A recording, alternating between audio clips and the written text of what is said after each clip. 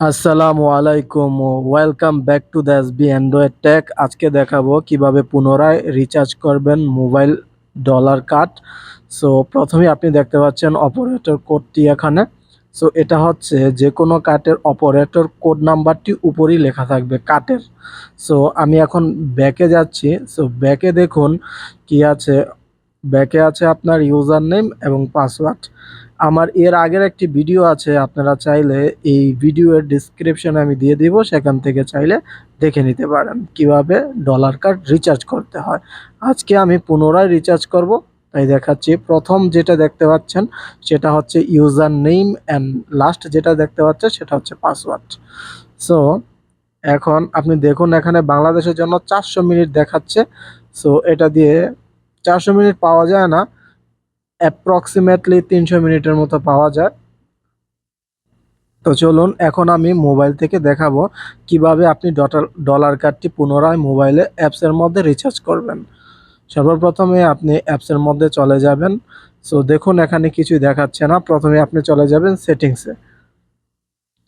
সেটিংসে যাওয়ার পরে আপনি এখানে প্রথমেই দেখতে পাচ্ছেন অপারেটর কোড, দ্বিতীয়ত ইউজার নেম, তৃতীয়ত পাসওয়ার্ড দেখাচ্ছে। সো আপনি আপনার কার্ডের অপারেটর কোড এবং ইউজার নেম এবং পাসওয়ার্ডটি ডালবেন। সো সাথে সাথেই চলে আসবে। সো এটা তেমন ডিফিকাল্ট কিছুই না, বাট খুবই ইজি।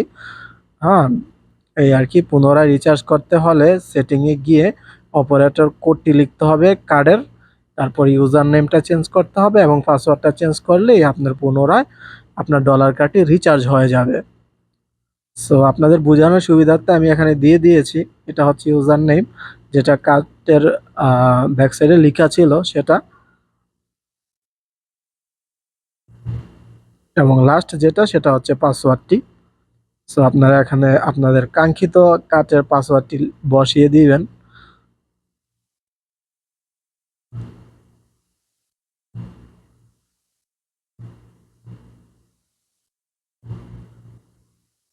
তারপর এখানে সেভে ক্লিক করবেন। এই যেভাবে ব্যালেন্স চলে আসবে। আমার এখানে ব্যালেন্স 1.62 ডলার দেখাচ্ছে। এর কারণ হচ্ছে আমি এখান থেকে ইউজ করছিলাম, তাই আর কি। তাই আমি পুনরায় রিচার্জ করে আমি আপনাদেরকে দেখালাম ব্যালেন্সটা।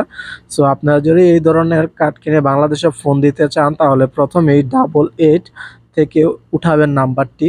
প্রথমে আপনি 88 দিবেন, তারপরে 01-এর থেকে আপনি যে কোনো নাম্বারে ফোন দিতে পারবেন।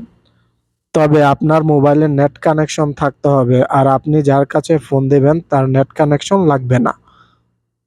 আশা করি বুঝতে পেরেছেন।